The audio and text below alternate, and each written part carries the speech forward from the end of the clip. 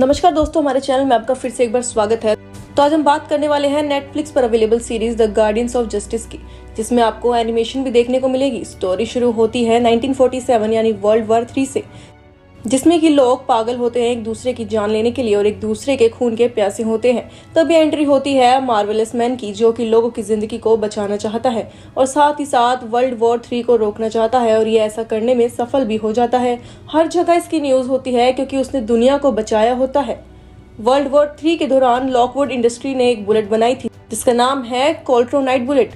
वो ऐसी बुलेट है कि किसी को भी आसानी से मार सकती है। फिर कहानी आगे बढ़ती है 1987 में, जहां पर दिखाया गया है कि मार्वेलस मैन लाइफ सुसाइड करने वाला है, और लाइफ सुसाइड करने से पहले वो कुछ कहता है कि मैंने दुनिया को बहुत बचाया है, लेकिन मैं जब भी आंखें बंद करता हूं तो मुझे उनकी आवाजें सुनाई देती हैं। लोगों की चीखें मुझे सुनाई देती हैं कि मेरी मदद करो, इसी वजह से मैं सो भी नहीं पाता। मार्वेलस मैन सुसाइड करता है उसी बुलेट से जो लॉकवुड इंडस्ट्री ने बनाई होती है। मार्वेलस मैन के सुसाइड के बाद सभी लोग पागल हो जाते हैं, चिल्लाने चीखने लगते हैं, क्योंकि उनका हीरो, उनकी जिंदगी बचाने वाला, मर जाता है।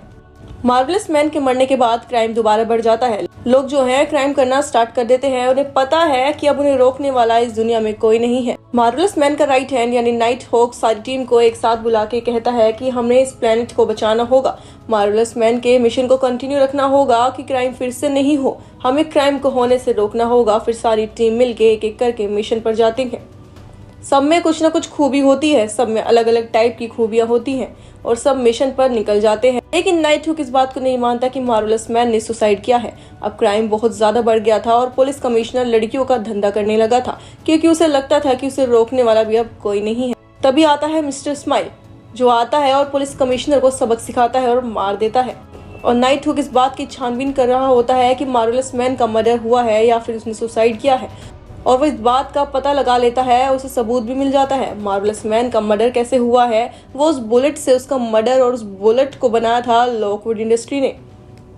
और वहां पर जाता है, और वो लॉकवुड इंडस्ट्री पर जाता है ताकि उसे वहां भी कुछ सबूत मिल जाए। और वो बुलेट है जो वो इंडस्ट्री के ओनर ने बनाई थी, तो वो उससे मिलने जाता है ताकि उससे कुछ सबूत मिल सके।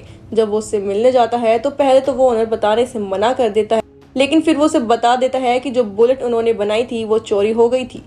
अब ये पता लगाना मुश्किल था कि इतनी सिक्योरिटी के बाद भी वो बुलेट कैसे चोरी हो सकती है। नाइट हुक सारी टीम को अपने अड्डे पर बुलाता है और बताता है कि मार्वेलस मैन का मर्डर हुआ है, और कहता है कि मार्वेलस मैन किससे सबसे ज्यादा बातें करता था उसका पता लगाओ। तो उन्हें पता चलता है कि वो अपने एक थेरेपिस्ट से हर हफ्ते मिलता था। फिर नाइट हुक उस थेरेपिस्ट के पास जाता है ताकि वहां से कुछ पता चल सके। जब वो वहां जाता है तो उसे पता चलता है कि वो थेरेपिस्ट लड़कियों का धंधा करता है, और साथ साथ उसने एक ऐसी किताब मार्वेलस पर लिखी थी जो झूठी है, जिससे वो अपने आप को पैशन मिला सके और फेमस हो सके। नाइट हुक थेरेपिस्ट से कहता है कि अगर ये तुम्हारी बुक पब्लिश हुई तो मैं सारी दुनिया को तुम्हारी सच्चाई बता दूंगा कि तुम लड़कियों का धंधा करते हो, इसलिए वो बुक को पब्लिश नहीं करता है। लेकिन नेक्स्ट डे खबर आती है कि रेवनक्रॉफ्ट यानी वो थेरेपिस्ट मरी हुई हालत में अपने घर पे पाया गया है। लेकिन हकीकत ये है कि उसे मारा था मिस्टर स्माइल ने। नाइट हुक को मार्वेलस की मर्डर मिस्ट्री सॉल्व करने के लिए ऐसा बंदा चाहिए जिसपे वो सबसे ज्यादा भरोसा कर सके। फिर उसे याद आती है रेड टेलन की, जिसके बचपन में माँ बाप मर जाते हैं, और नाइट हुक उसे उठा कर लाता है, उसकी परवरिश करता है और उसे बड़ा करता है। अब वो काम कर रहा होता है प्रेसिडेंट के लिए। रेड टेलन की नाइट हुक के साथ ज्यादा बनती नहीं है। नाइट हुक उससे कहता है कि तुम्हारे जैसे एहसान फरामोश को तो वही बचपन में ही छोड़ आना चाहिए था, खून में लथपथ, और ये कह के वो कॉल कट कर देता है। हुक जो है वो मार्वेलस मैन की बॉडी को अपने अड्डे पर ले आता है और उसकी कोर्टेक्स जो है सेव कर लेता है। वहीं से उसे पता चलता है कि बुलेट इंडस्ट्री से किसने चुराई है। मोशन ब्लर ने, जिसकी इतनी ज्यादा स्पीड है 4000 किलोमीटर पर हार कर सकता है, और वो 10 बैंकों को एक साथ लूट सकता है। हुक द स्पीड को कहता है कि मोशन ब्लर को ढूंढो, क्योंकि the speed he motion blur को ढूंढ सकती है, क्योंकि उसकी स्पीड भी किसी से कम नहीं है। और उसी टाइम ये न्यूज लीक हो जाती है कि night hook the guardian team पर ट्रस्ट नहीं करता। तो द गार्डियंस टीम अगर एक दूसरे पर ट्रस्ट नहीं करती तो लोग कैसे ट्रस्ट करेंगे। तो रेड टेलन हेल्प करता है नाइट हुक की। उसके पीछे किसका हाथ है फिर पता चलता है। इन सब के पीछे एनिविस है, जो कि मार्वेलस मैन से बहुत ज्यादा जेलस होता था, उसकी सारी चीजों को रोकने की कोशिश करता था, और वहां पर उन्होंने एक मुल्क भी अपना बना लिया है। तो रेड टेलन वो अपने एक एजेंट को भेजता है उनकी टेक्निक को और उनके अड्डे का पता लगाने के लिए। जब वो उसके अड्डे का पता लगा लेता है तो उसे वापस आने को कहता है, लेकिन जो एजेंट होता है उसके पास भी एक अलग शक्ति होती है और वो इसका इस्तेमाल करना चाहता है। और वो कहता है कि अब मैं वापस नहीं आऊंगा बल्कि उनसे लड़ूंगा। एजेंट टीनेजर लड़ाई शुरू कर देता है, लेकिन फाइनली एनेबिस उसको पकड़ लेती है। तो एनेबिस सबके सामने लाइव आके उस बच्चे को मार देती है। उसके बाद रेड टेल्विन कहता है कि मैं उसे छोड़ूंगा नहीं। तो वो उसके पास उसके अड्डे पर जाता है और वहां जाकर उसे मारने की कोशिश करता है, लेकिन रेड टेल्विन भी मारा जाता है। जब प्रेसिडेंट को इस बात का पता चलता है तो वो परेशान हो जाता है कि ऐसे कैसे हो सकता है, रेड टेल्विन कैसे मर सकता है। राइट हुक ने एक और बच्चे को ट्रेनिंग दी थी जिसका नाम है लिटिल विंगर्स। वो भी मार्वलस मैन जैसा होता है और उसे बेचता है एनेबिस के अड्डे पर। वहां जाकर वो तबाही मचा देता है और सबको मार देता है। नाइट हुक कोटेक्स से कहता है कि मुझे पिछले महीने के सारे मिशन दिखाओ। फिर वो कहता है कि 370 मिशंस हैं और ये जानकर नाइट हुक बहुत ज्यादा शॉक्ड हो जाता है। वो कहता है कि वो मिशंस दिखाओ जिसमें सारे गार्डियंस शामिल थे। तो कोटेक्स कहता है कि ऐसे तो बस 4 ही मिशन है। तो नाइट हुक कहता है कि लास्ट मिशन दिखाओ।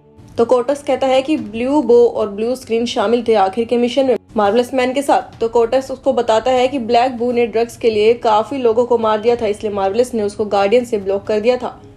और नाइट हुक से कहता है कि ये पर्पल ड्रग है जो किसी से मैच करता है। तो कोटेक्स कहता है कि हाँ, माइंड मास्टर से। तो ये जानकर फिर से नाइट हुक को शौक लगता है क्योंकि मास्टरमाइंड वो है जिसे मार्वलस ने बहुत पहले ही मार दिया था। ब्लैक बो से मार्वलस के मर्डर के बारे में पूछता है, लेकिन वो कहता है कि मार्वलस को मारने में हमारा कोई हाथ नहीं है, लेकिन उसने हमें ड्रग्स लेते हुए देख लिया था और वो हमें निकालने वाला था गार्डियन से। तो नाइट हुक कहता है कि जो लोग भी ड्रग्स लेते हैं उन सब का पता लगाओ और एक एक करके सबको ढूंढो। फिर वो कहता है कि उसके मरने के पीछे भी एक हाथ हो सकता है, वो है बेब का। फिर वो बेब के पास जाता है और वहां जाकर उससे पूछता है कि मार्वलस मैन के मरने से पहले तुम्हारी उससे क्या बातें हुई थी।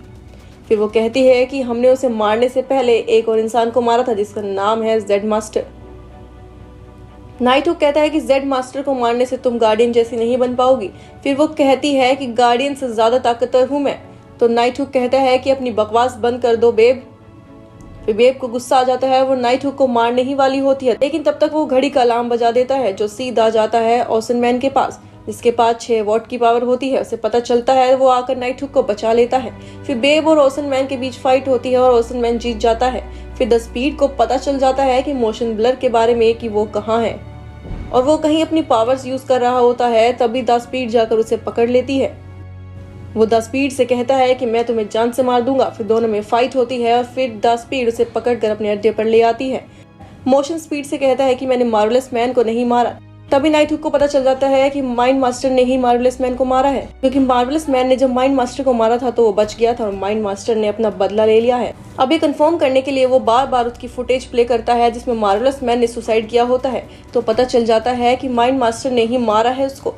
फिर नाइट हुक उससे पूछता है कि किसके कहने पर तुमने उसे मारा था। बताता है कि ओसन के कहने पर मैंने मार्वलस मैन को मारा क्योंकि वो दुनिया पर न्यूक्लियर बॉम्ब का हमला करने वाला था। ये सुनते ही नाइट हुक माइंड मास्टर को मार देता है। सीरीज के आखिर में एपिसोड में ओसन मैन जो स्पीड से प्यार करता है और स्पीड को पता चल जाता है कि लिटिल विंगर्स ही ओसन मैन है और लिटिल विंगर्स बन के वो स्पीड के पीछे लगा हुआ था और सारी इंफॉर्मेशन इकट्ठी कर रहा था। तो उसे पता चल जाता है कि स्पीड जो है वो हम सबके लिए खतरा हो सकती है। तो द स्पीड को नाइट हुक के कहने पर मार देता है। तो नाइट हुक जो है वो अपना मिशन पार्ट 2 में कंटिन्यू करेगा और यहीं पर ये मूवी खत्म हो जाती है। मुझे उम्मीद है कि आपको ये मूवी का रिव्यू जरूर पसंद आया होगा।